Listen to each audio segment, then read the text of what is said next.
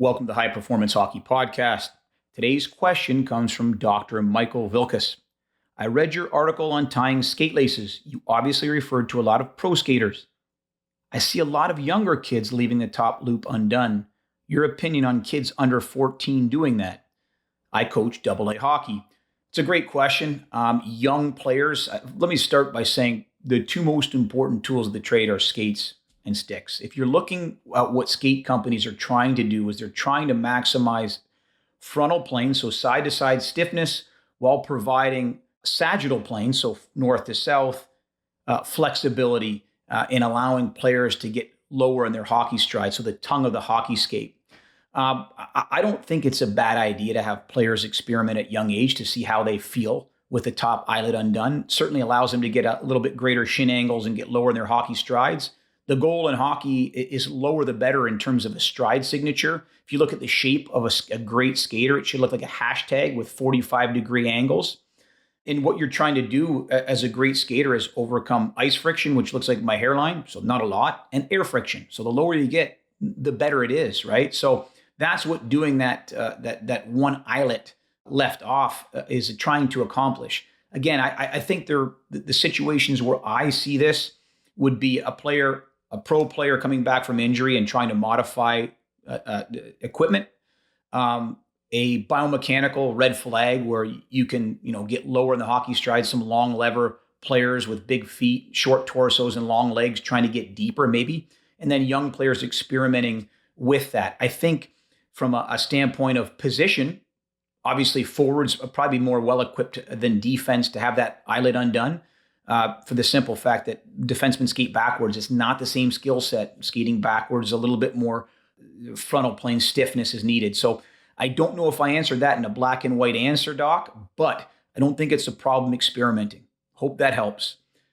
Today's guest, wow, third time on the podcast, the man, the myth, the legend. He's a mentor of mine. Every time I talk with him, I learn something. It's Dr. McHugh. He is the director of research at the Nicholas Institute of Sports Medicine and Athletic Trauma at Lenox Hill Hospital in New York City.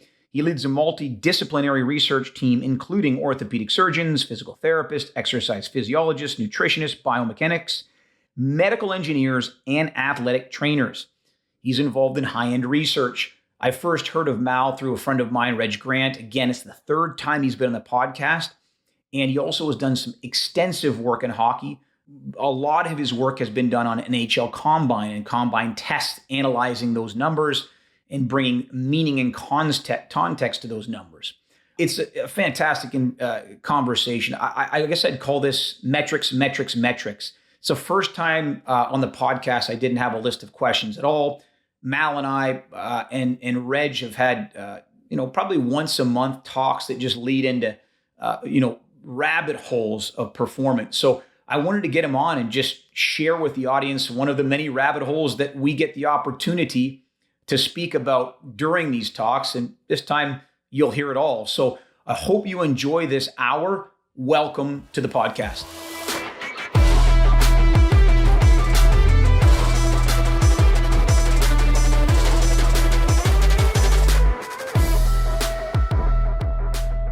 Welcome to the podcast, Mal. Thanks so much for joining us. Oh, it's great. Thank you for inviting me. Third time's a charm, my man. First time I'm doing this in the history of the podcast. I have no questions written down. I've talked to you off air, and we've had some conversations in the past. You, myself, and Reg, the man himself, and we've just geeked out over all kinds of subjects. And I figured that would be one of these, although this time it'll be recorded. And you and I had spoken. We've talked about a lot of moving the needle in performance. We've talked about recovery, return to play. We've also touched a lot on metrics and measure. You're starting to research more and more now on force plates and the jump profiles of athletes. We've talked about the groin bar and assessing that information. I've got a narrative that's been at me for a while, and I'd love to get your opinion on this. I truly believe we are in a hyper pendulum swing of metrics. And I think a lot of times as my friend Fergus Connolly would say, it's not always good to be a pioneer. It's good to be a settler. And there's a lot of noise right now. Do you feel, as a whole, that we're focusing on measure without really giving context and understanding first principles? What I mean by first principles: physiology, psychology, programming, biomechanics, etc. Yeah, one of the problems is the technology is advancing faster than our ability to use the technology. And so the validations, the, the validations for technologies that we will apply in sports, people on the battlefield don't have time to do the validations. They'll be fired out of their jobs. So they have to take for granted what they're being given and the metrics they're being told that those are important, and then they work from that. And so the behind the scenes, which is really kind of the world that I live in, the sort of the research world, uh, that's part of our feeling, is that we haven't really provided enough of a evidence base for a lot of, I'm not going to speak about specific technologies on that in this comment, but a lot of technologies that are out there, we haven't done the sufficient validation for them to say what's right or what's wrong. And then the problem there is then the people in the battlefield with the teams, with the athletes on a day-to-day basis, they are prey to snake oil salesmen that will be giving them stuff that really doesn't work, or that's wrong, or that might be right but for the wrong reason, type of thing. So I always go back to the basics of what are you measuring and why are you measuring it? What do you want to find out? What is the problem? So someone comes in, if a clinician comes into me and asks me,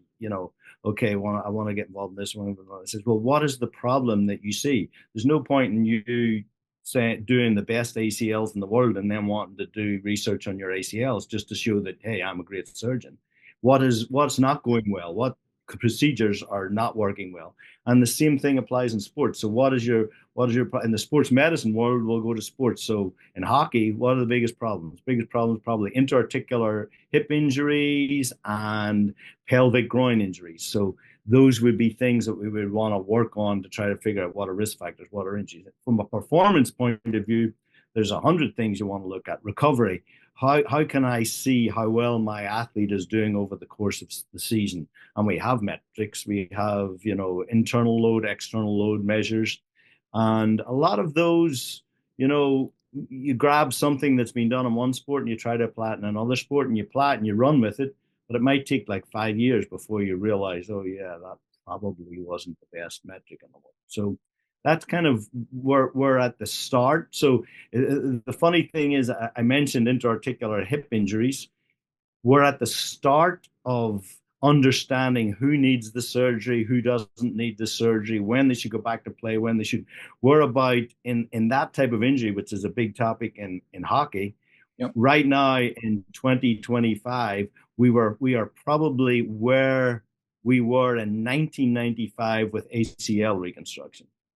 Wow. So, because it's new and we're learning and we learn as we go along. And in the 1990s, American Journal of Sports Medicine had a moratorium on papers on ACL because everybody was researching ACL. So, and everybody was learning, and we refined what we knew, and then that became the standard. Now we're pretty good with that. That's where we are with the interarticular hip injuries. So, and I'll jump from like sports medicine to sports science. In the sports science world, there's a lot of things we do where we're at the start, not in the middle or the end. So in terms of our understanding of it. You brought up a couple things there early in our conversation. You said problems, defining problems, and you talked about validation. So I got a piggyback question for you. Science starts and ends with problems. You have an interesting position, the fact that you're a researcher. You've also done a lot of application in the National Hockey League. You work with athletes on a daily basis. Do you think problems should initiate from the actual applied field? Meaning, do you think we're creating problems sometimes that don't exist in the first place, that don't need to be solved? So that's the first question. Yeah. The second question is validation. Hypothetical situation, you and I have talked off air. I don't care what force place it is. It doesn't matter what company. There are upwards now of, I just Googled 400 metrics that you can tease from on a force plate. If you're in the applied setting, is it important to understand what you mean by validation, meaning a reliability study on those metrics, meaning hypothetical example, propulsive impulse or rate of force development or whatever it may be? Is that what you mean by validation? Could you help tease that out for the listener? For me, validation is, does it tell you what you want to know or what it purports to tell you? So I'm not, when I say validation, I'm not so concerned about reliability as in like test retest reliability. Okay. Okay. That gets into how noisy a measurement is. Sure. You can have a valid measure that's kind of noisy. And like, so we were talked about on counter movement jumps and force plate jumps. One of the things you like, and it's a good measure, is rate of force development. Yep. And rate of force development is a valid measure, probably a valid measure in that it probably does tell you something about the athlete's stretch shortening cycle function, but Yep. it's also a noisy measure. So Yep. if the person changed from by 20% from today versus 2 months ago, I would say if it was a strength test and it was more than 20%, I'd say, yeah, that's probably a real change. If it's rate of force development, I go like, I don't know if that's outside of the range that we would need to see to be confident that it's a real change. Validation is, does it measure something that's useful that it's supposed to tell you about?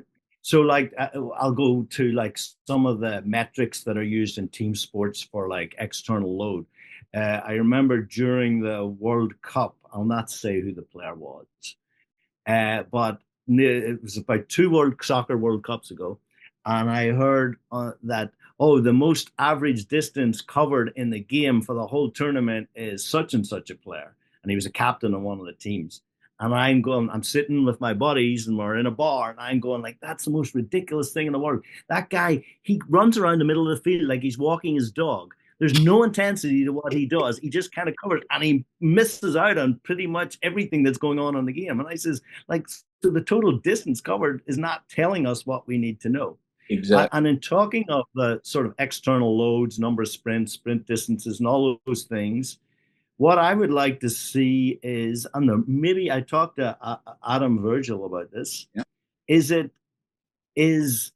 Have people looked at, okay, do the people who have the highest load in a game or highest intensity, whatever that measures, the next day, do we have metrics that show that they're not doing as well as the person who kind of didn't do much during the game? So that would be a validation. That would be, to me, says, oh, that metric. So if that person is over a certain threshold on what we're measuring for external load, whatever the device is, whatever things, are they unable to do? Are they have a lower strength the next day when we test them? Are they? Is there some other metric? Do they have a higher blood measure of, say, muscle damage? Whatever. We have to validate both ends of the scale, what we're measuring on the field and what we're testing to see.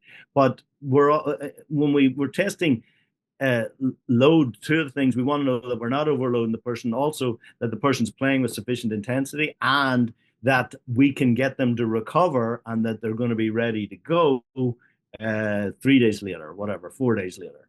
Let me ask you though, I'm not trying to confuse it and muddy the waters here, but you bring this information up.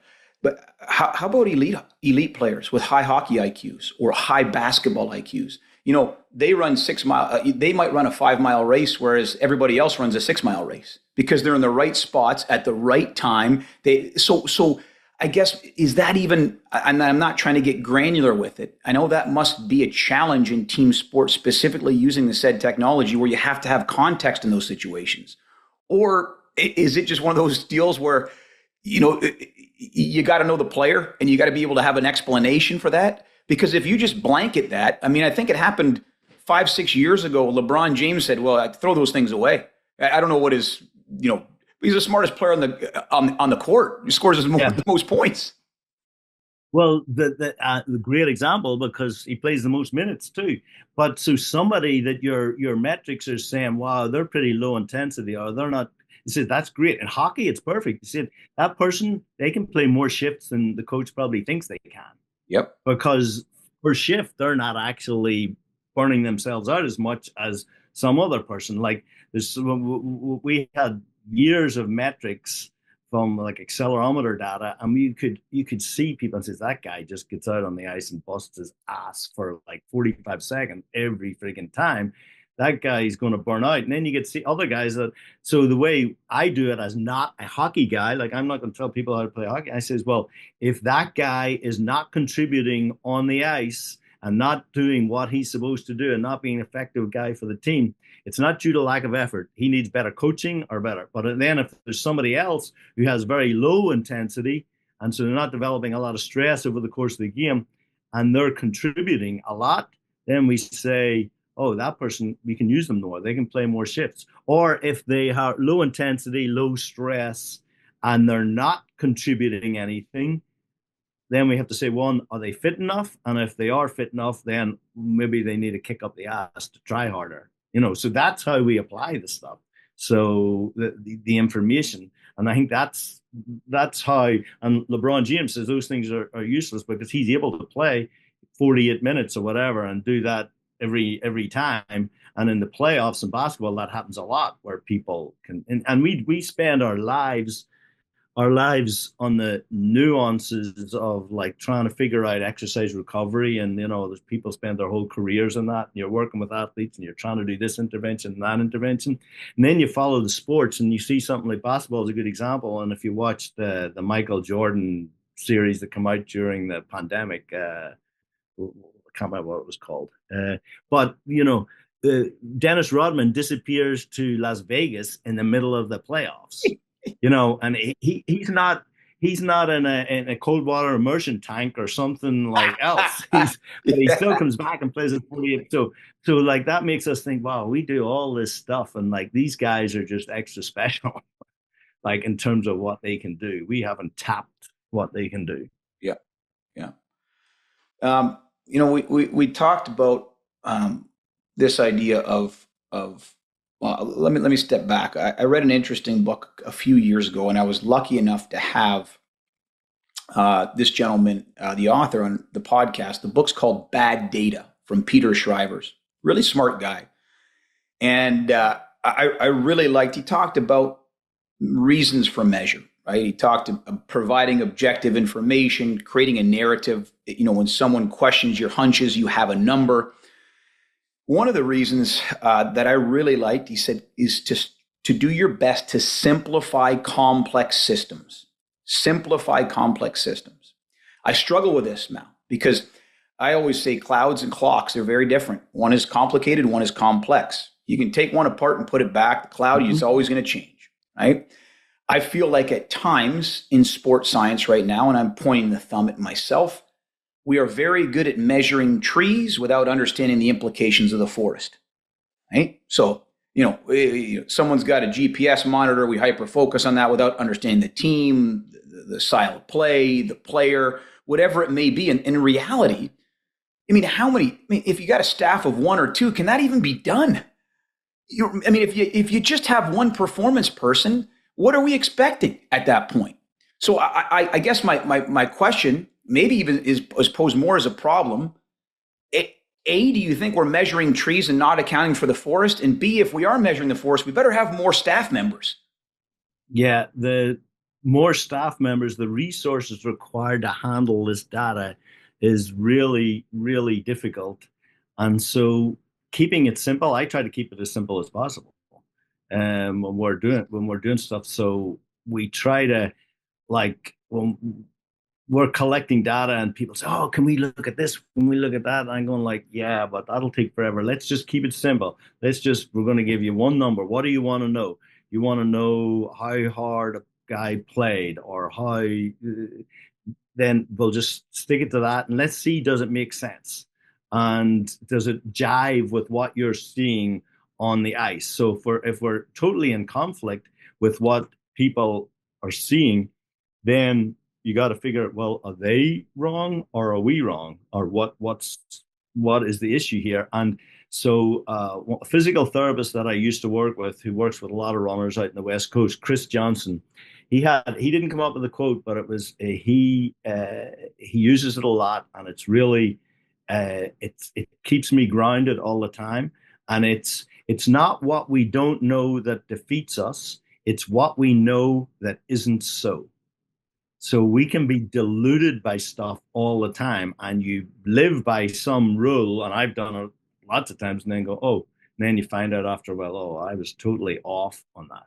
So we can be right, but for the wrong reason. We might be thinking, oh, it does this, and we might be right because we were lucky. And so the understanding that how much of what we are doing is based on true evidence-based stuff versus it's based on stuff we have indirect evidence for, or is based on stuff that we have no evidence for, but it's kind of just a hunch. And my role as a sports scientist is move everything from that last group to the other two groups, so we get more towards the what we're doing is all based on evidence. Another book that I was really fascinated with, Jerry Mueller. The book is called The Tyranny of Metrics. And he talks about much more in the political and school-based metric system where you can have perverse incentives. So it's not talking about sports science, but there was a checklist at the end, and I thought was very interesting that you can apply to sports science. And I'm going to read these to you, and I just want your general thoughts. Anthony, agree, disagree? So these are 5 questions I think critical thinkers should rationalize before the use of any kind of metrics. Number 1, animate versus inanimate. As Karl Popper states, clouds and clocks, one is complex, one is complicated. Animate beings can respond to the measures being conducted. No one lives in a test tube. That's the first one. Utility of significance, right? Start from the scoreboard and work backwards. Many of these attributes are extremely difficult to measure. As Jerry Mueller states, what gets measured is what's most easily measured. And since the outcome is more difficult to measure than the inputs, it's the inputs that get that attention. The tendency here with so many performance metrics is to glean the low-hanging fruit and then expect a bountiful harvest. That's the second thing. Okay. How important are the metrics? Apart from outliers. Now, this is where I say, when I define outliers, an injured athlete or someone at either end of the bell curve in performance. Aside from outliers, okay, does the marginal cost of continuing to measure outweigh the benefits? Okay. And then what are the costs? Every specialist has constraints. What are the time constraints? Each research department has different constraints. And then last but not least, and this is where I'm starting to live, I'll be honest with you, the more and more I feel like I learn, the less and less I think I know now. Honestly, I truly believe that. As Jerry Mueller states in his book, recognizing the limits of the possible is the beginning of wisdom. Not all things can be measured. So those are my checklist. And it leads me to infinite regress when it comes to questioning myself. So I'll start with the finish of that. Not all things can be measured. So the first guy to hire me, James A. Nicholas, who's the father of sports medicine, who in the 1970s was the team physician for the Jets, the Knicks, the Rangers, the Islanders, the Yankees, Joffrey Ballet, the New York Cosmos. And so he was in the early days. People didn't think sports medicine was such a thing when he started an institute, the Nicholas Institute of Sports Medicine Athletic Trauma, where I work. He always said, we are limited by what we can measure. So that's something we take with us. So we might think something is really important, but most important things are really hard to measure. And like he used to talk about intelligence, the athlete's intelligence. It's not intelligence like you would do with an intelligence test.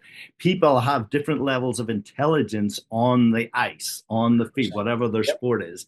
And how do you measure that? How do you measure that? And he tried for years, and we used to do profiling in the 70s.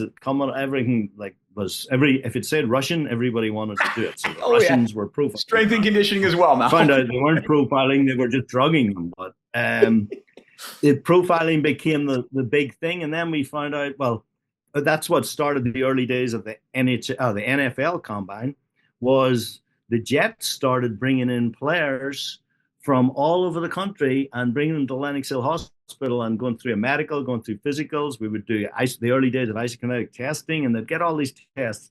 And then they drafted a couple of people, and the owner says, "Well, how's that wide receiver we drafted?" And he says, "Well, he's blind in one eye."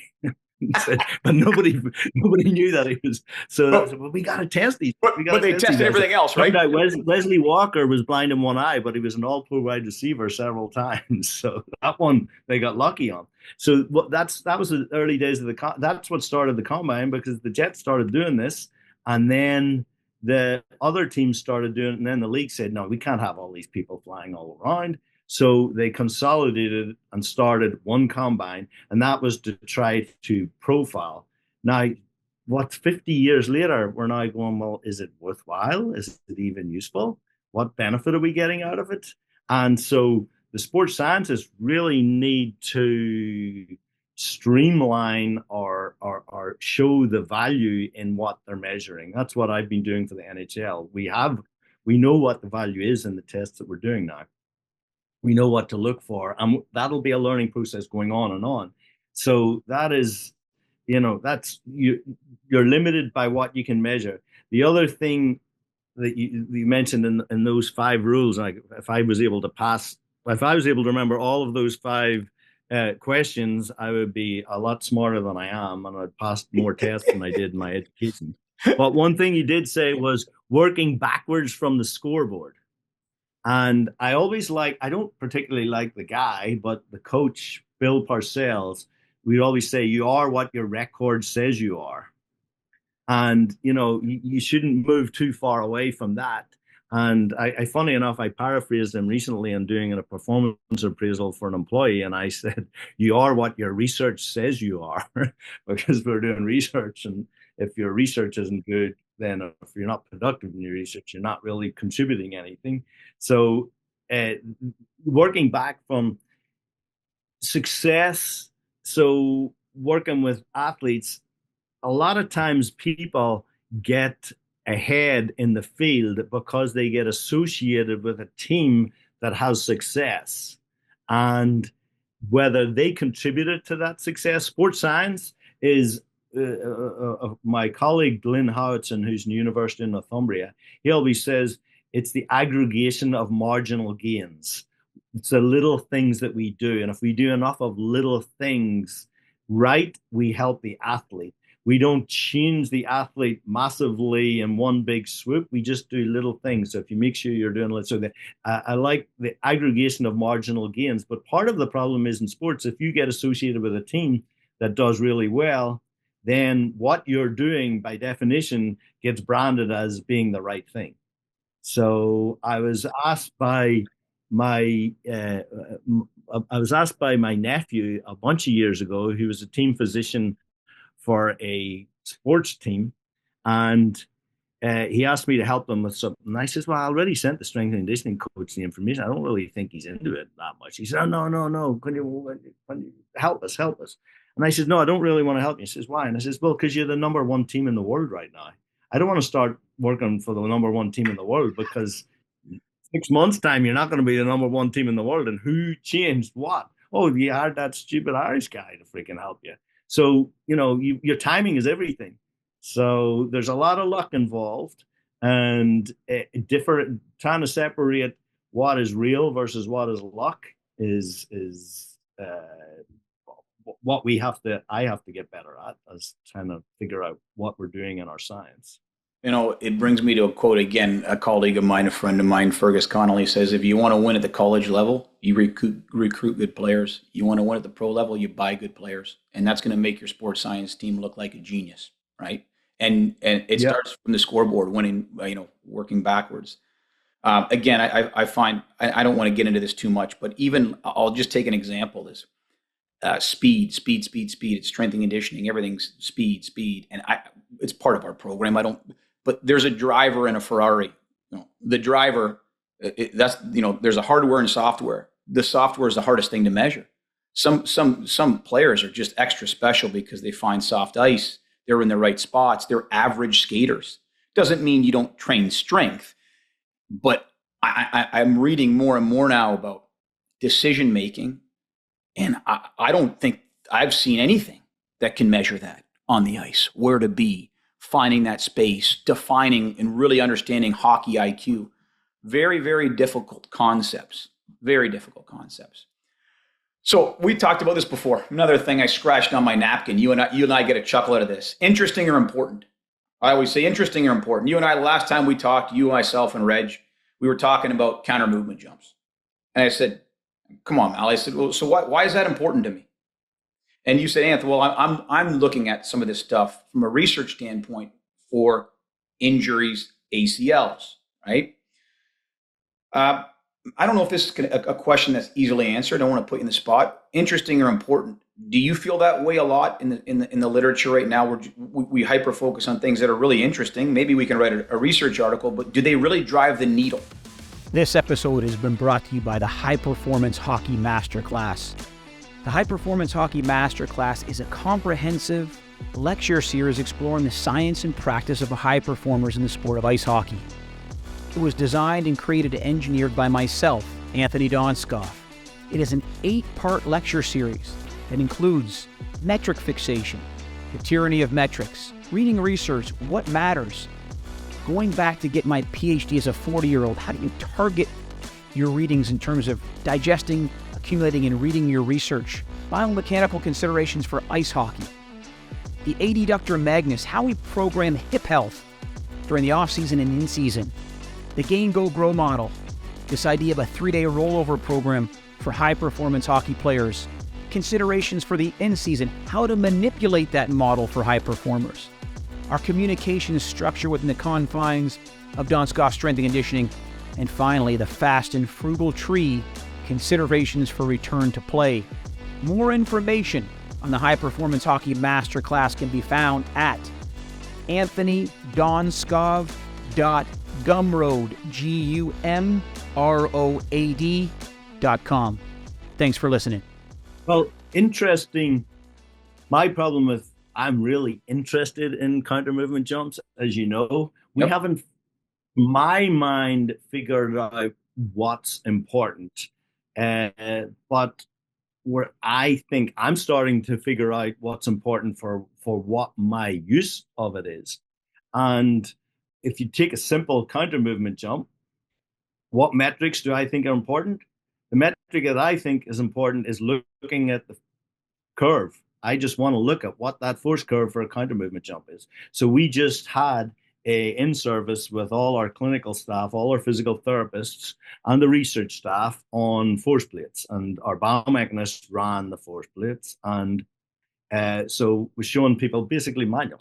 What buttons do you press? How do you collect the data? So I said, okay, let's do this. Let's do a counter movement jump and then 2 single limb counter movement jumps, one left and right leg.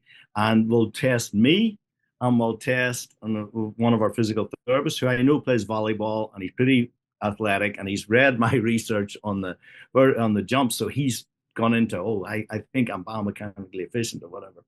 So we did the 2 jumps, and I said, don't look at any of the numbers. Just look at this. So I brought up mine. As soon as I jumped, I said, look, that is somebody that has a absolutely, I'll not curse here, but I cursed there, broken spring.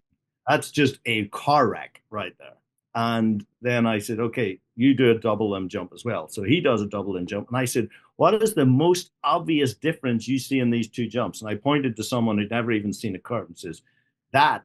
And what they pointed at was I unweighted myself by about 30% of my body weight, and the other good jumper unweighted themselves by about 90% of their body weight. So they almost totally unweighted themselves.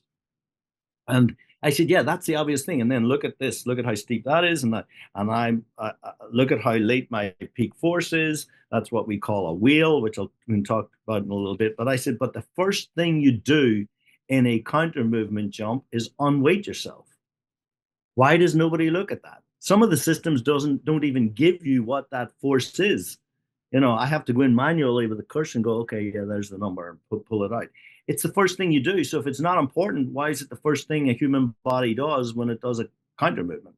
So I use counter movement jumps to let me know how effective the athlete's spring is, how effective they are at using their stretch shortening cycle function. So in our ACL patients, when they're 6, 7 months post-op, and we're starting our return to play stuff and our plyometric stuff, when we put them on the force plate and have them do double limb and single limb jumps, they have broken springs. You put them on a plyo program, you bring them back a month later, and now all of a sudden you just see, you don't look at the metrics, you just look at the curves and you go, wow, look at that. They unweight so much better. They have much greater rate of force development, which is the steep. You can see the steepness of that curve, and look where the peak force occurs. The peak force occurs at the bottom of the counter movement. You're compressing a spring. So if you compress a spring and you're measuring the force, if you compress a spring and then you let the spring recoil and you measure that force, the peak force should be when the spring is totally compressed. The peak force should not be when the spring is coming recoiling.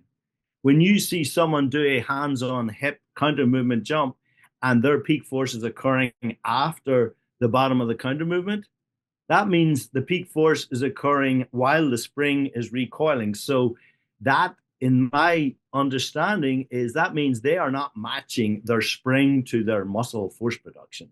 Because you've got a bit of both. We're not perfect springs. We have muscles that contract and relax, and we have springs that are our tendons. And if you get them to work together, when you compress the spring, your peak force should be at the bottom of the counter movement, and then you explode up better. It doesn't mean those people necessarily jump higher, but when we look at their stretch shortening cycle function, they work better. They are better at plyometric stretch shortening cycle function movements. So clinically, what we see is, you see someone 6 months after ACL, you can say most of them don't have a spring because they haven't really coordinated plantar flexion, the knee extension, the hip extension as a coordinated movement to do explosive movements, because they've been working on other stuff, because we can't do a lot of that stuff because we don't want to compromise the graft. So it's not like the person rehabbing them hasn't been doing the right job. They just haven't got to that stage.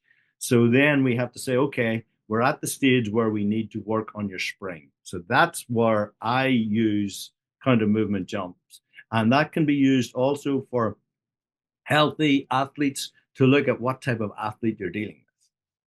So talk to me about the spring a little bit more. We talked about when you push down that spring.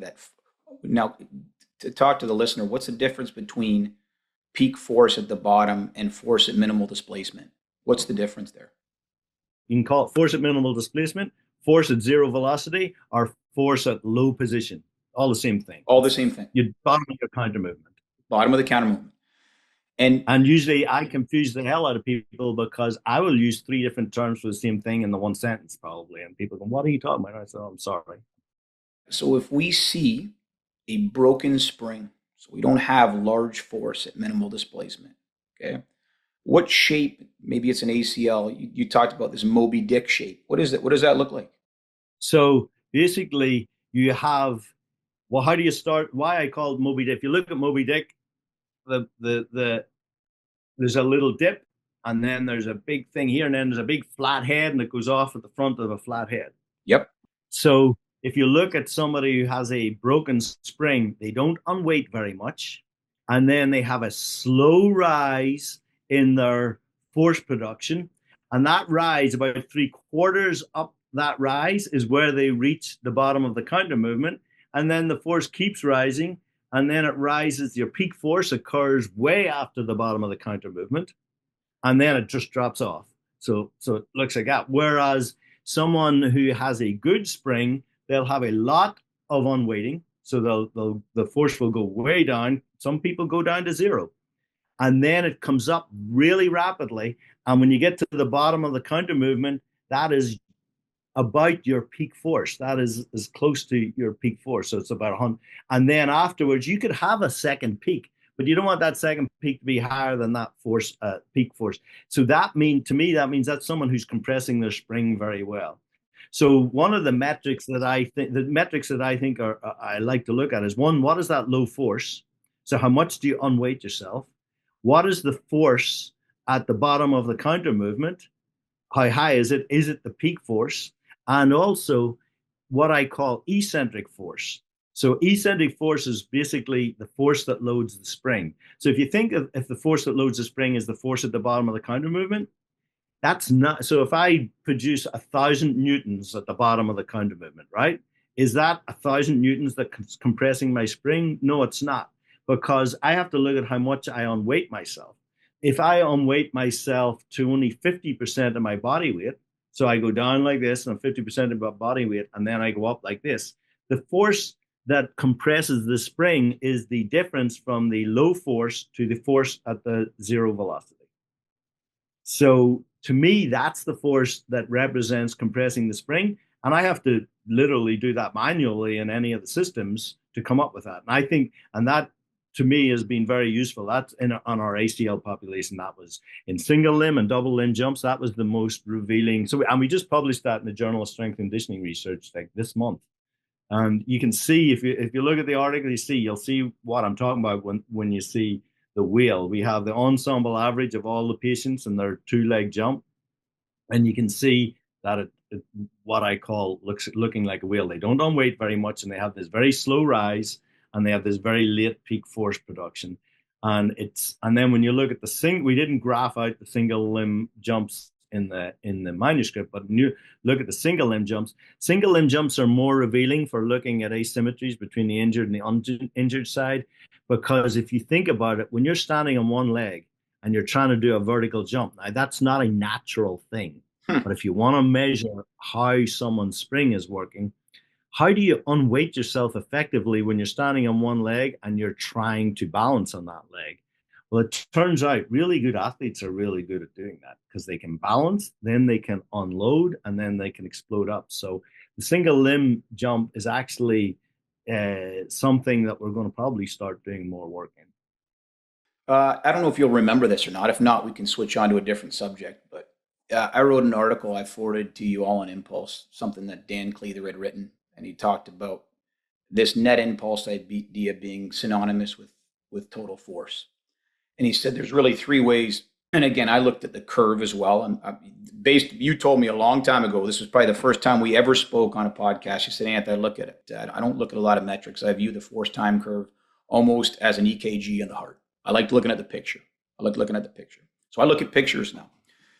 But at any rate, I had mentioned in this blog, after listening to Dan Cleather, really focusing on net impulse. There's three ways to improve total force. You increase peak force, so a higher mountaintop, right? Increase the rate of force development, right? And I said steeper. And then I said increase total force. And you said, well, Anthony, I don't know if I like that, because, take longer, you're increasing the width of the mountaintop. I said, well, Mal, you're in a skate boot, so you got more time to produce that force. You went back and looked at a bunch of jumps, did a bunch of statistical analyses. Do you remember what you found? Can you just briefly give me that? I can't remember what I had for lunch, but so the one thing that when you mentioned that, I said, well, rate of force development is not going to be correlated with the impulse, propulsive impulse or positive impulse, because in my mind, if you've got a great rate of force development, and what I've seen is people with great rate of force development, they have a much shorter period of time that they're developing that force, because they've got a much stiffer spring, and they boom and they bounce. And so when I did that, they weren't correlated. Whatever that you had stated exactly, it was exactly as was stated. I said, okay, I'll run that. So it wasn't correlated, but overall, so it depends on what you're using the test for. So if I'm using the test to see how good someone's spring is, how good their stretch shortening cycle function is, I don't want to look at impulse. I might want to look at power, negative power, positive power, or propulsive power, braking power. But dealing with athletes, we're dealing with power. We want them to produce force quickly. And impulse is, so if you have someone that's producing an average of 1,000 newtons over a second, and you've somebody that's producing an average of 1,000 newtons over half a second, the first person has twice the impulse of the second person. So is that better? No, because the first person's doing the same amount of force production in half the time. To my mind, that's better. So intuitively, that's why I don't like impulse, because we're looking at things how, even if you look at jump height or something, it's not how high you jump that's important. It's how quickly you can jump high is how I like. So that's why I like RSI, because RSI is how quickly you can jump high. So I Yep. think that's a useful metric in terms of telling me something about what the athlete's doing. The impulse, if I'm interested in impulse, I'm really interested in jump height, because your jump height is calculated from your takeoff velocity, and your takeoff velocity is your propulsive impulse, your net propulsive impulse divided by your body mass in kilograms body weight, gives you a unit that is your takeoff velocity in meters per second, and your takeoff velocity is your jump height. So if I'm interested in impulse, just I'm looking at a propulsive impulse, I'm looking at jump height. So yeah, and we should always look at jump height, because what are you telling the athlete to do? Jump as high as you can. So we shouldn't ignore that, because that's the task. But so why are you doing the tests? Why are you doing the jumps? So in our patient population, we're looking at, okay, are they redeveloping the spring? One thing I would love to do is looking at recovery. So a lot of people use force plates to try to look at recovery. They're often unable to do what they want to do, because you can never really control the conditions every time. So if you knew the person would be playing a game and the next day you could test them, and there'd be not, that would be perfect. Then you could, but one of the things, if you had a perfectly controlled environment, which really doesn't exist, I would think if you looked at counter movement jumps, what you're going to see is you're going to see less unweighting. When someone is burned out, muscle damaged, whatever, fatigued, they're going to have less unweighting, because they don't use, so right from the step, the first millisecond of doing it, they're not using their spring, because the spring is not working well because they're fatigued, damaged, whatever. And that's what I would look at if I was looking at how people are recovering. So, but having said that, we talked about validation versus reliability. I think unweighting that low force is really important, but I do not know how reproducible it is. I think it might be a little noisy. I'm not scared of noisy measures. I just need to know how noisy they are, so that I need to know how much of a change I need to see to know that, oh, that's a good change or a bad change, but it's a real change. Yeah.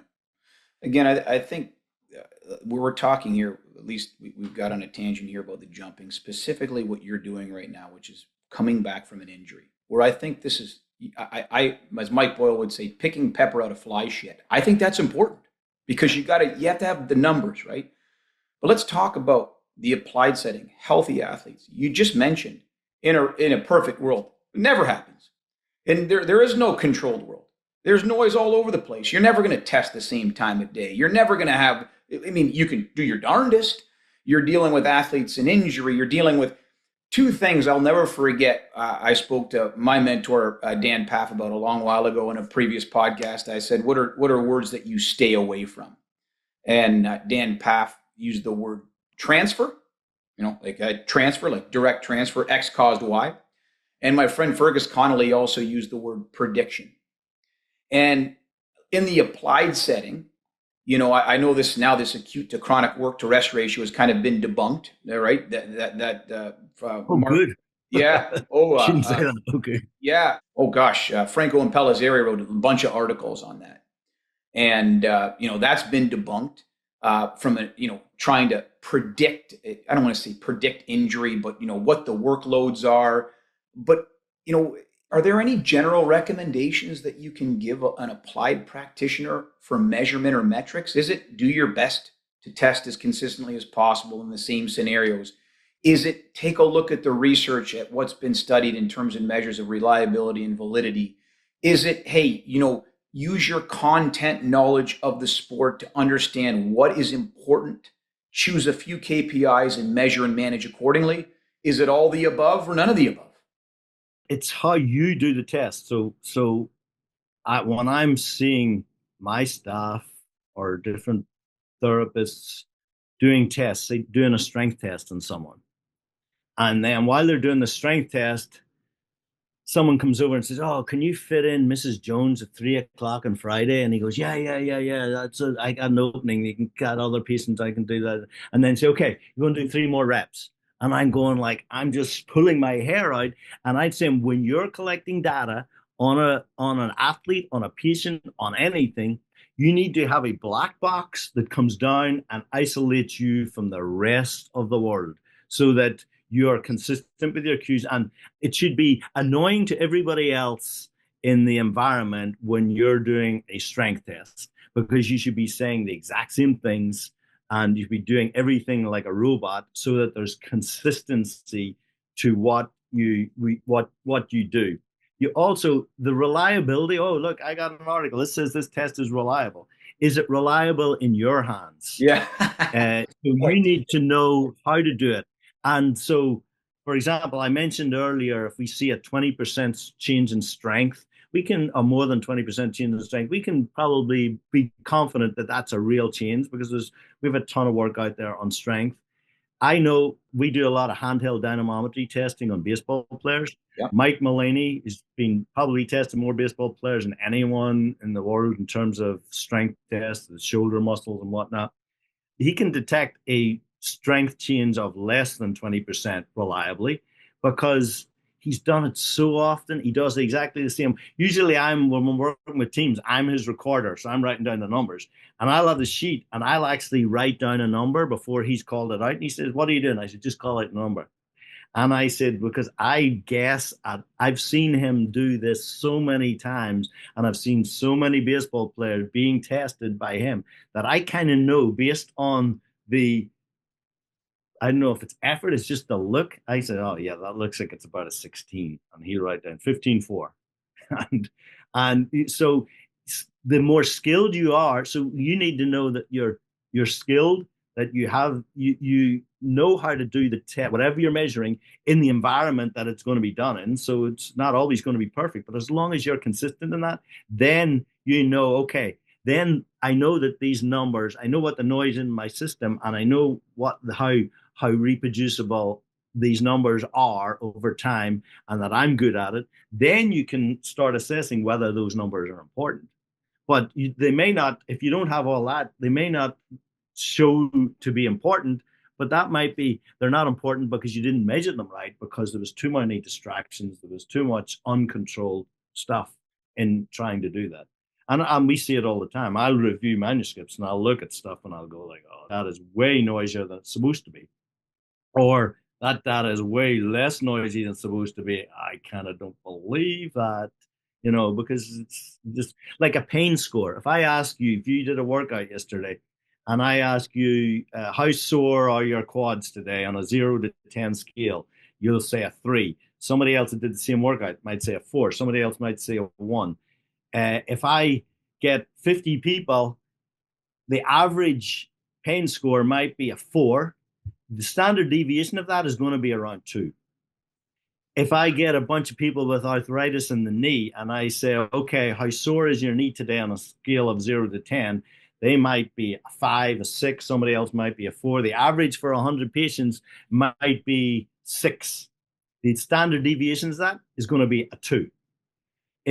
Pain scales are so reproducible across populations. We know how variable they are. The standard deviations always, the only time it's ever below 2 is when they don't have a lot of pain. So there's not a large window there for actually reporting pain. And when a population, I see a population on their pain score, if it's 0 to 10 or 0 to 100, if it's 0 to 10, we go with the 2. If I see a standard deviation of 4, the average pain was 5 or 6 plus or minus 4, I'm going like, that's a weird population. So you need to understand your metrics to know what you should be seeing in terms of the variability. You mentioned outliers.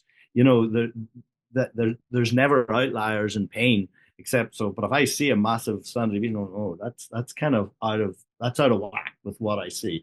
And we've done this. I've done a lot of muscle damage research. I've done a lot of exercise recovery research. I've done a lot of patellofemoral pain, rotator cuff repair, ACLs, and you get these pain scores, and they're always the same variability between subjects, regardless of how painful or how little pain it is. Does that make sense? Yeah, it does. I want to wrap up one last question. Now we're going to paint the perfect world. Dr. Mal McHugh is now the Director of Sports Science for NHL Team X. You have unlimited resources. You have 5 people working underneath you. From your experience with all of the information that you've had a chance to digest at the NHL Combine, all of that resources, you have an unlimited budget.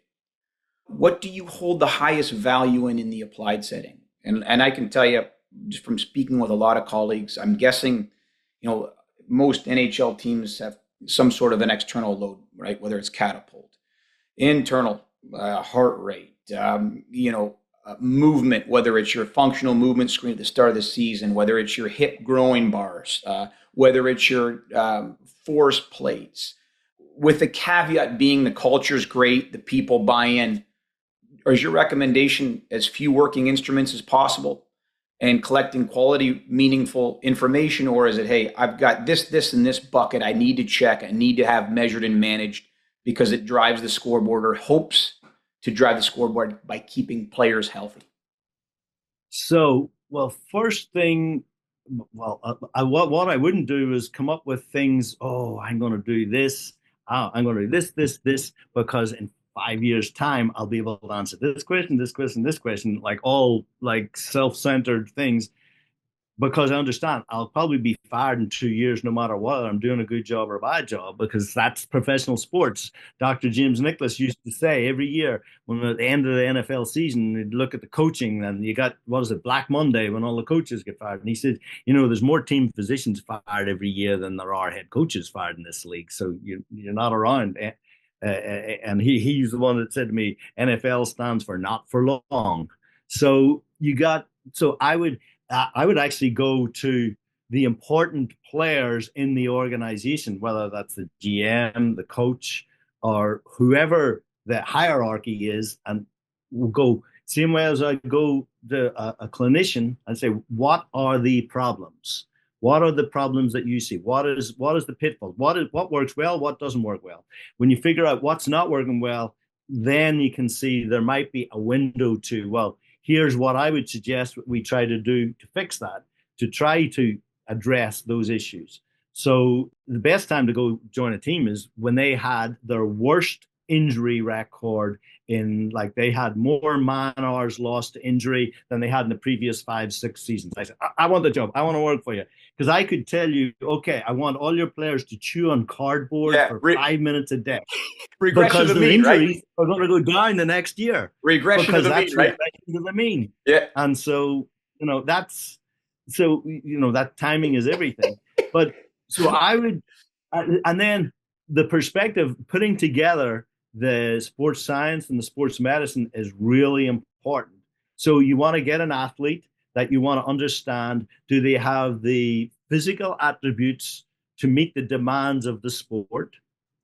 Then when they play the sport, are they putting out the effort that is required? Are they putting out too much effort, too little effort? Is there too much stress on them? And then if they're only on for a certain length of time, how is their intensity when they're there? So being able to get a handle on that, whatever way we want to do that. And then how are they recovering? And are they ready to go 4 days later, 3 days later? And how do we measure that?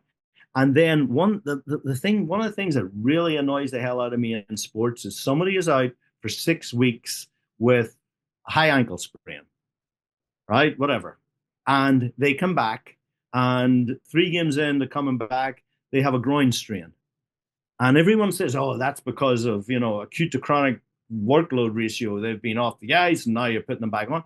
And I'm going like, you never have time in the season to do your preventative programs. You never have time. Well, when somebody has a high ankle sprain, you should be doing all your groin, hip preventative stuff. We know how to prevent those injuries. So if somebody goes back to play, they should be at their least risk of injury for those type of injuries. And so I think it's like, there was one when the World Cup was on in the middle of the soccer World Cup was on in the middle of the winter a couple of years ago. It was on November. And one guy who was not playing international football, and he was in his 30s, and so he gets like 4 weeks off, so he's able to do it in the middle of the season. That's unheard of in the world of soccer. And second game back after that, he tears his hamstring, and he was in his 30s, so he's the high risk. And I'm going like, that somebody should be fired in that organization because you've got 4 weeks with your athletes. Now maybe they tried to, and the guy went off to the Caribbean to party for 4 weeks, but the things we don't know. But you have certain opportunities to do. We know how to prevent most injuries. We just don't know how to put the programs into place to prevent them when you're at war, which is what the season is. So when you get those opportunities, if you're out with an AC separation, you should be working on your core. There's all the stuff that let's make sure that guy doesn't have what our most common injuries are, that person doesn't have it when they go back to play their sport. So injury prevention, one of the problems with people, especially acute to chronic workload ratio, the risk factors for injuries are specific to the sport, and more importantly, they're specific to the injury. What protects you from tearing your groin is not what going to protect you from a different type of injury.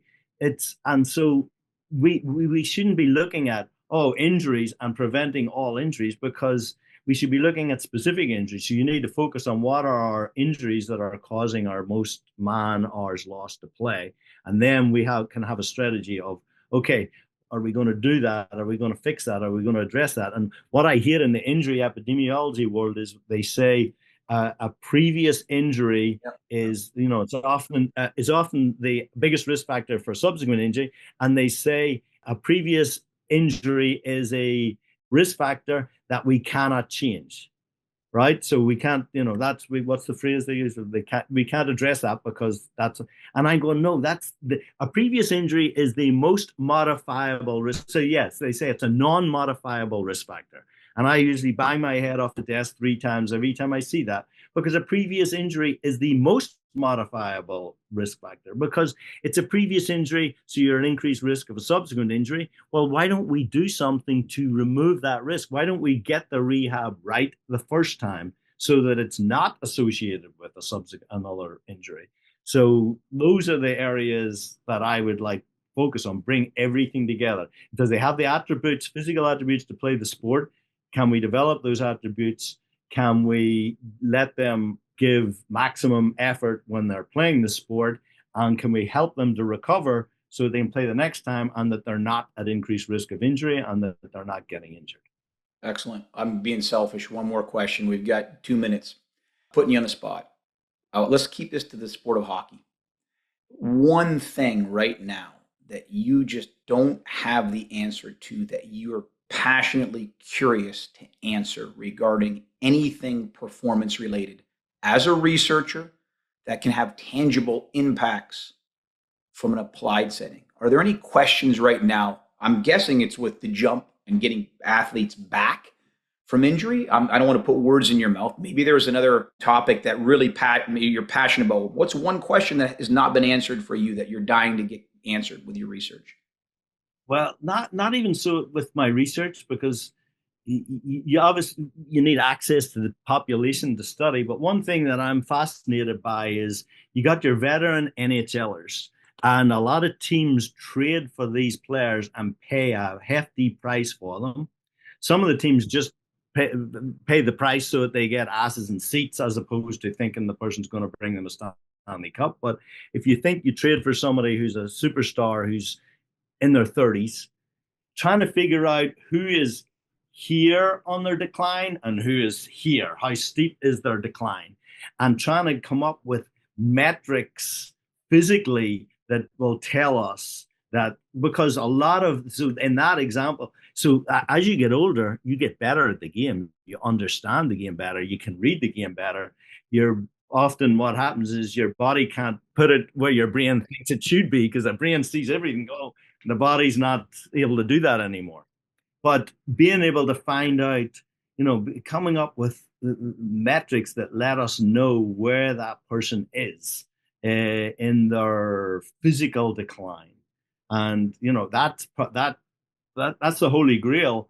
And it may be impossible, but it's an area. And then on the opposite end of the scale is your development players. What's going to tell me, you get this skinny, scrawny kid who can play really good hockey. I kind of be more interested in them than the big, strong kid who's already developed, But I could be totally wrong. The skinny, scrawny kid may never last. They may never be able to develop. But depending on the age, if you're skinny and scrawny at 20 or 19, you're kind of screwed. But well, that's you're missing your win. In sports that I play and have coached in and non-high in Gaelic football, which is I see so many kids come to, oh, I wish we had got that kid at 16. We could have put him on a program, and he's missed his boat, and now he's always going to be a little light, a little weak, a little slow. And you develop your speed at, probably the 13 to 14 or even earlier. You develop your strength, 18 to 20, 22, then that's your optimum period, all those things. So in the development is trying to figure out what are we dealing with? What are they going to be? And, what to focus on. I remember one draft pick in the NHL who is a tall, skinny, scrawny kid. And 5 years later, he looked like a 35-year-old. I don't know what happened. He put on so much muscle. He didn't make it as an NHLer, but his body changed like this. So there's those bodies change so much in that period of time. So the start of the career, the end of the career, trying to figure out what you're dealing with. So those are areas that I'm curious about. Hard, you're limited by what you can measure. Trying to figure that out. We'll all be dead by the time we figure it out, probably. I think it reminds me of a Gerd Gigerenzer quote. He said, hindsight's the easy part. Foresight, not so much. In hindsight, we have the ability to paint our story because it already happened. Foresight, the prediction part, dealing with complex beings. He's a big fan of gut feelings or using heuristics, but it reminds me a lot of the Gerd Gigerenzer quote. But nonetheless, I appreciate your time, Mal. I very much enjoy learning a few more. Every time I talk with you, I always come away with something new. You don't know this, but I tell you this, you're a mentor of mine and I enjoy our time. Thank you so much for this. You're a Hall of Famer. You are the first person in the history of the podcast 3 times on the podcast now. Actually 4. You're 4. 4th time. I don't know what 4 times. I don't know what I did wrong. Well, no, I have to talk to you, and I have to talk to people like you because I always use the battlefield analogy. I'm not on the battlefield. I don't know what goes on. I look at numbers and look at graphs and look at stuff, and we try to apply it. But then there's a real world out there that need to learn to appreciate. And Tim Tyler, one of our physical therapists, a very prominent physical therapist, he texted me about 2 weeks ago, your last podcast. And he said, you got to listen to Anthony's last podcast. It's so helpful about in season, the adaptations in season and what to look for and how people adapt. And so that's, those things are really, really important because that's the stuff you don't understand. And, I work in research, and there's a great quote, a famous researcher from South Africa come off with, and he was complaining about reviewers of manuscripts and somebody trashing your study. And he wrote, the perfect study exists only in the minds of reviewers who have done no research. And it's the same thing applies to what we're doing. The perfect study or the perfect application of our science doesn't really exist because in the battlefield, you can't apply things perfectly. And you got to work with what you're dealing with and then be able to figure it out. And it's the smart people like you that figure it out on the fly. It takes me like 5 years to go, oh yeah, I was doing that wrong for so many years. Now I understand. I thank you for your time. Our guest today has been Dr. Mal McHugh. Mal, thanks so much for joining us. Okay, thank you.